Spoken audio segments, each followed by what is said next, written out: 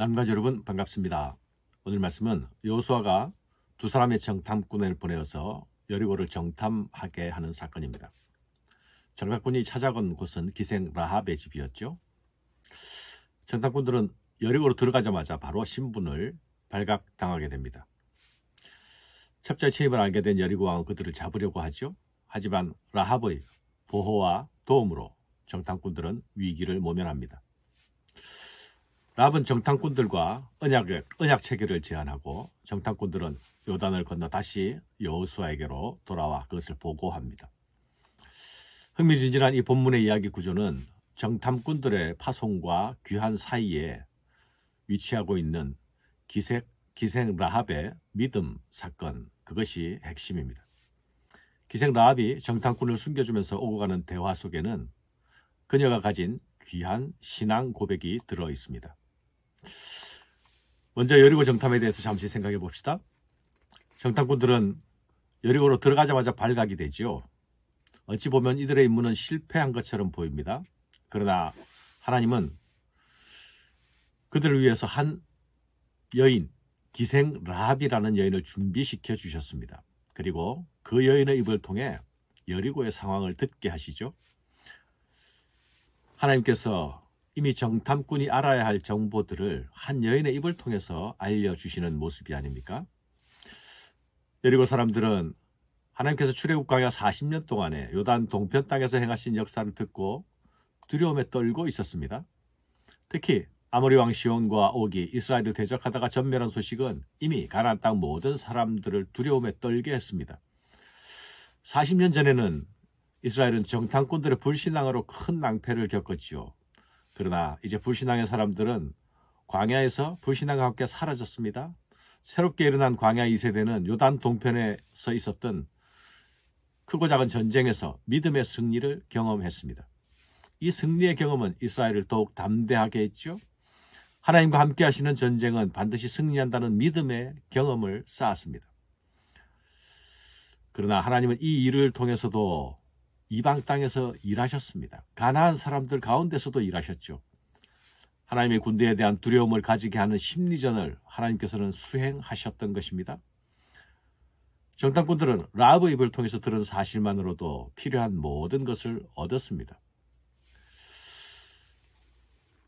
여리고로 들어간 정탐꾼은 들어가자마자 발각되지만, 그러나 이 일을 통하여서 하나님은 라합이란 한 여인의 집안을 구원하십니다. 이스라엘이 차지할 가나안 땅에 속한 모든 족속들은 진멸의 대상이었죠. 가나안 족속들이 진멸의 대상인 이유는 그들의 죄악이 관영했기 때문입니다. 그들에게 하나님의 심판이 임하는 것은 당연한 것이었습니다.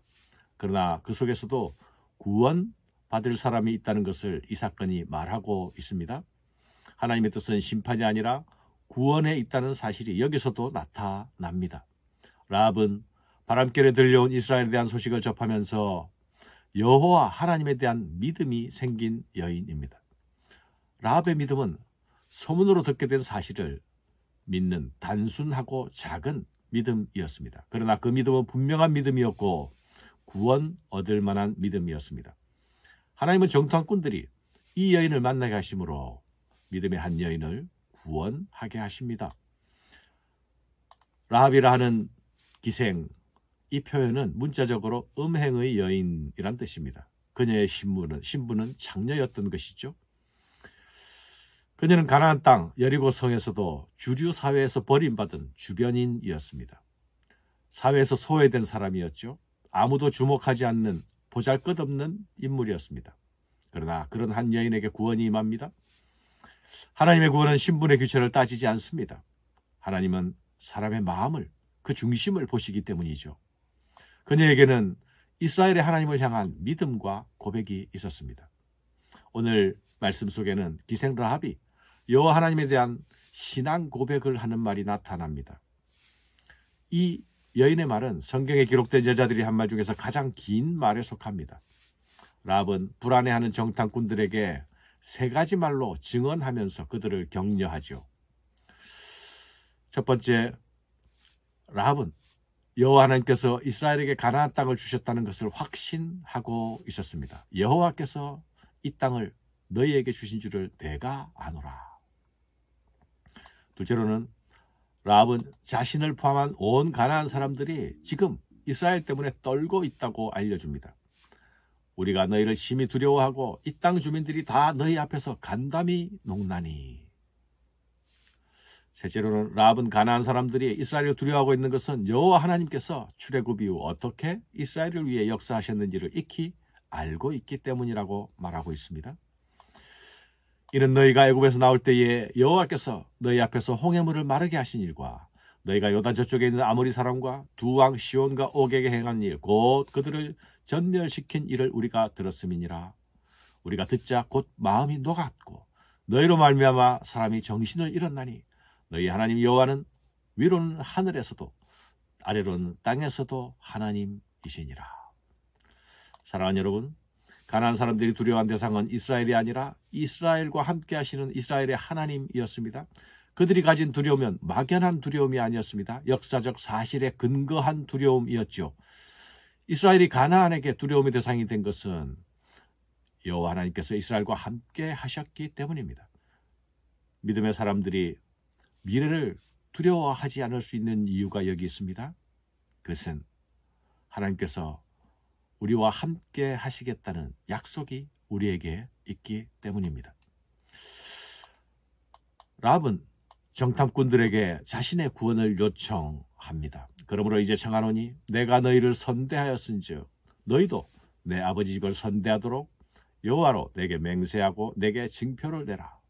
그리고 나의 부모와 나의 남녀 형제와 그들에게 속한 모든 사람을 살려주어 우리 목숨을 죽음에서 건져내라. 라합은 자신이 정탐꾼들에게 은혜를 베풀었으니 이제 이스라엘이 자신과 집안 식구들에게 은혜를 베풀어 달라고 요구합니다. 라합은 이스라엘과 함께 하시는 하나님의 능력을 들었기 때문에 이제 하나님 편에 서기로 작정했죠. 여리고 땅에서 정탐꾼을 숨겨주고 정탐꾼의 편에 서는 일, 그것은 큰 위험을 감수해야 하는 일이 아닙니까? 그녀가 이스라엘의 정탐꾼을 도와준 것은 이스라엘 뒤에 계시는 여호와 하나님을 보았기 때문입니다. 그녀의 이런 행동은 자신이 하나님 편에 서겠다는 사실을 드러내는 믿음의 행동이었습니다. 그녀가 정탐꾼들에게 자신과 자신의 가족들의 목숨을 보장해달라고 요구하는 것은 어찌 보면 당연한 일입니다. 그녀의 구원 요청은 그녀가 가진 믿음의 행동이었습니다. 정탐꾼들도 여리고 성이 함락하는 날 라합과 그의 가족들이 구원을 받게 하겠다고 약속합니다. 성벽 위에 달아내린 붉은 줄이 그 약속의 증표가 될 것입니다. 사랑하는 여러분, 라합은 바람결에 들려온 소문에 근거한 최소한의 작은 지식을 가지고도 하나님을 최고로 신뢰하는 행동을 보였습니다. 그녀의 믿음은 위험하고 어려운 상황 속에서도 결단하고 행동하는 모습을 보였습니다. 하나님의 편에 서는 모습을 보였죠. 라합의 믿음 안에는 간단하고 단순하지만 분명한 신앙 고백이 있었습니다. 너희의 하나님 여호와는 위로는 하늘에서도 아래로는 땅에서도 하나님이시니라. 하나님은 이 고백이 있는 자들을 찾으시고 반드시 구원하십니다.